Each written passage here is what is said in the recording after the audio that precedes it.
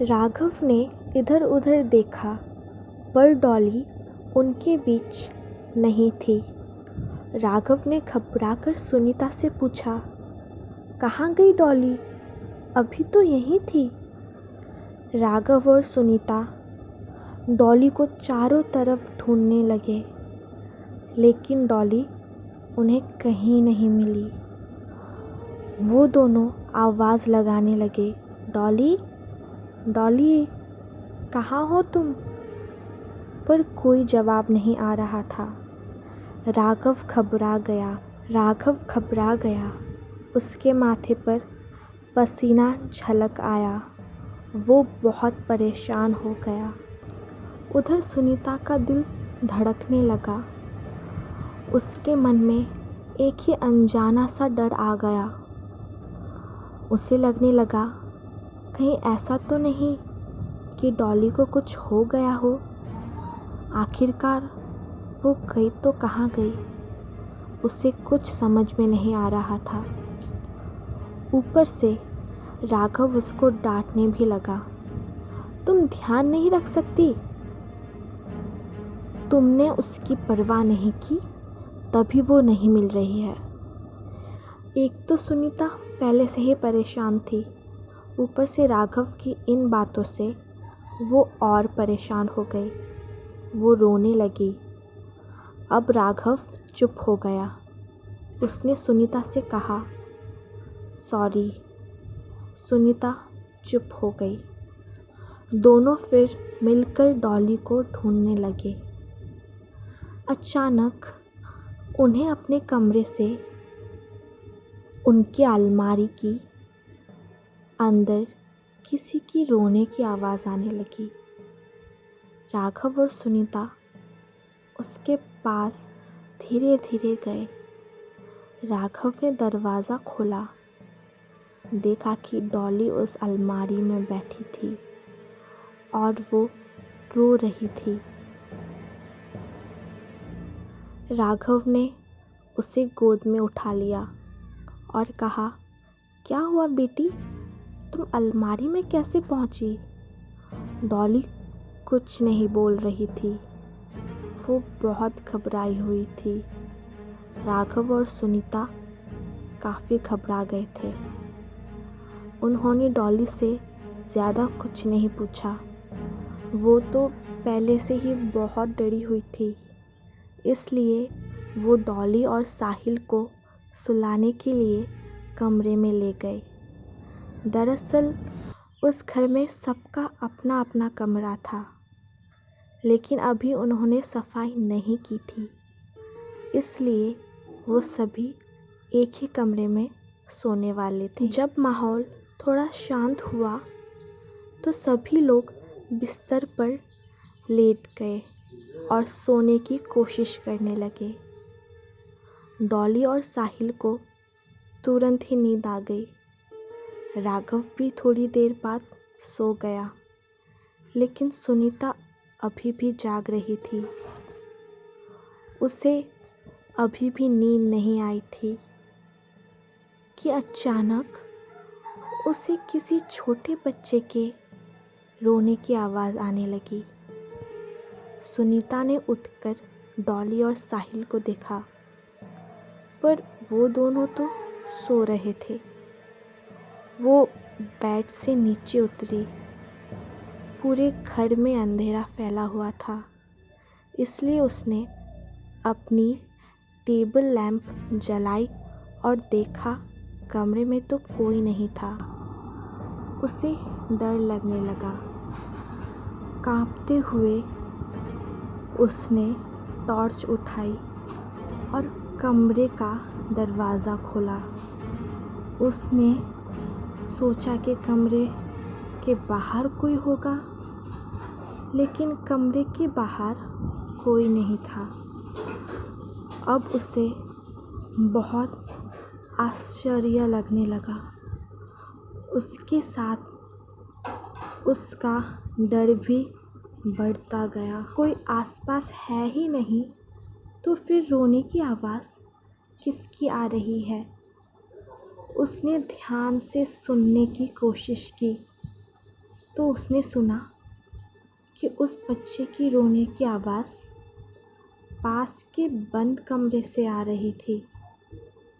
डरते डरते वो धीरे धीरे उस कमरे के पास गई। उसने देखा कि उस कमरे में ताला नहीं लगा था। बच्चे की रोने की आवाज़ और तेज हो गई। सुनीता ने उस कमरे के दरवाजे को धीरे से खोला और जैसे ही उसके अंदर झांका, एक बहुत ही डरावनी औरत उसके ऊपर झपट पड़ी। उस औरत का आधा चेहरा जला था और वो हाथ में चाकू पकड़े हुई थी। वो औरत उसे चाकू मारने ही वाली थी कि वो ज़ोर से चीखी और तभी सुनीता की नींद खुल गई। वो उठकर बैठ गई। राघव भी जाग गया। उसने पूछा, क्या हुआ? सुनीता ने कहा, कुछ भी नहीं, बस एक बुरा सपना था। सुनीता काफ़ी घबराई हुई थी। राघव ने सुनीता से कहा, सो जाओ, हमें सुबह पूरा साफ करना है। राघव ने सुनीता को सुला दिया और फिर खुद भी सो गया। अगली सुबह किसी के ज़ोर ज़ोर चिल्लाने से उनकी नींद खुली। मालिक उठिए, सुबह हो गई। राम सिंह नीचे चिल्ला रहा था। राघव और सुनीता उठे। उन्होंने बच्चों को भी जगा दिया। सुनीता ने राघव को अपने सपने के बारे में बताया तो राघव ने उसे कहा, तुम्हें टेंशन के कारण ही वो सपना आया। तुम चिंता मत करो, वो महज एक सपना ही तो था। राघव और सुनीता नीचे गए। राघव को ड्यूटी पर जाना था, इसलिए सुनीता ने जल्दी से नाश्ता बना दिया। सुनीता ने डॉली और साहिल को नाश्ता कराया। घर को साफ करते सुनीता को एक तस्वीर मिली जिसमें एक औरत अपने बच्चे को गोद में लिए हुई थी। सुनीता ने उस तस्वीर पर ज़्यादा ध्यान नहीं दिया और उसे पोंछकर फिर से वहीं पर रख दिया। डॉली को बहुत तेज़ बुखार था, इसलिए उसने डॉली को बुखार की गोली खिला दी। सुबह राम सिंह के साथ एक छोटा सा बच्चा भी आया था। वो बच्चा लगभग 2 साल का होगा। राम सिंह भी घर को साफ करने में उनकी मदद करने लगा। वो बच्चा इधर उधर खेलने लगा। सफाई करने के समय सुनीता को पता लगा कि उनके घर के नीचे एक तहखाना भी है जिस पर ताला लगा हुआ था।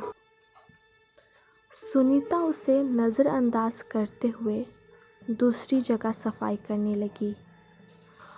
पूरा दिन उसका घर साफ करने में ही दिन चला गया। शाम को जब राघव घर आया तब तक सुनीता ने सारे घर के काम कर लिए थे। सभी लोगों ने मिलकर शाम को खाना खाया और राम सिंह ने राघव से कहा, साहब अब मैं कल आऊँगा। राम सिंह वहाँ से चला गया। सुनीता ने बच्चों को दूसरे कमरे में लेटा दिया और जब बच्चों को नींद आ गई तो वो भी अपने कमरे में आ गई। राघव पहले से ही कमरे में था। सुनीता जैसे ही कमरे में घुसी, उसे फिर से किसी बच्चे की रोने की आवाज़ आने लगी। उसने जल्दी से राघव को वहाँ आवाज़ सुनाने की कोशिश की। राघव को भी उस बच्चे की रोने की आवाज़ आ रही थी। उन्होंने हिम्मत कर बाहर जाकर देखा। आवाज़ नीचे से आ रही थी। वो दोनों नीचे उतरे तो उन्होंने देखा कि सामने की कुर्सी पर वही छोटा बच्चा बैठा है जो सुबह राम सिंह के साथ आया था। उन्होंने समझा कि शायद राम सिंह इसे भूल गया होगा, लेकिन फिर उन्होंने सोचा कि भला कोई अपना बच्चा कैसे भूल सकता है।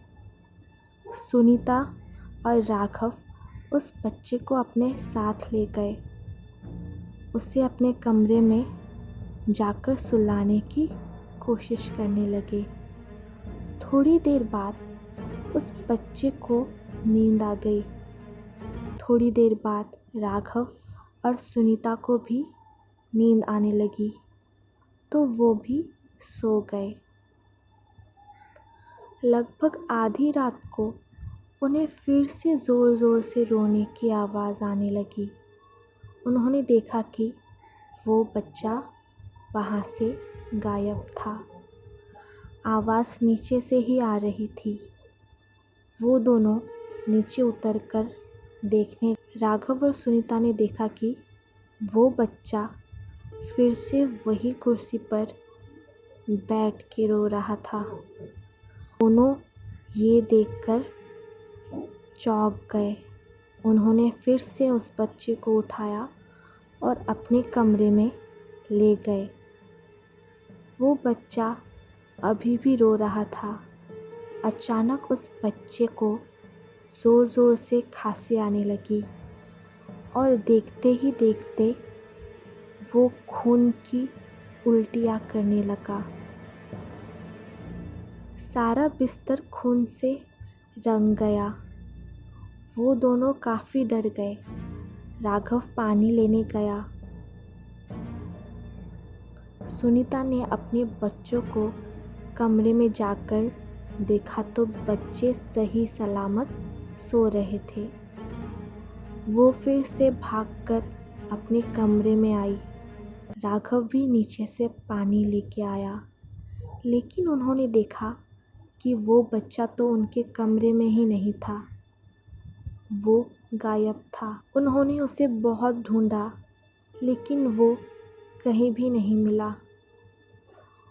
उनकी बेड की चादर खून से रंग चुकी थी, इसलिए वो अपने बच्चों के कमरे में आकर सो गए। अगली सुबह जब राघव और सुनीता उठ गए तो उन्होंने देखा कि वो अपने ही कमरे में लेटा था और उनकी चादर पर ज़रा सा भी खून नहीं, दाग नहीं लगा था। उन दोनों के कुछ भी समझ में नहीं आ रहा था। थोड़ी देर बाद नीचे से राम सिंह की आवाज़ आई, साहब उठ जाइए, सुबह हो गई है। राघव राम सिंह की आवाज़ सुनकर तुरंत नीचे गया और राम सिंह से कहा, वो तुम्हारा बच्चा कहाँ है जिसे तुम अपने साथ यहाँ ले आए थे? राम सिंह ने चौंक कर कहा, कौन सा बच्चा साहब, मेरी तो शादी भी नहीं हुई है, ना ही मेरा कोई बच्चा है। अचानक फिर से उन्हें किसी बच्चे की रोने की आवाज़ आई।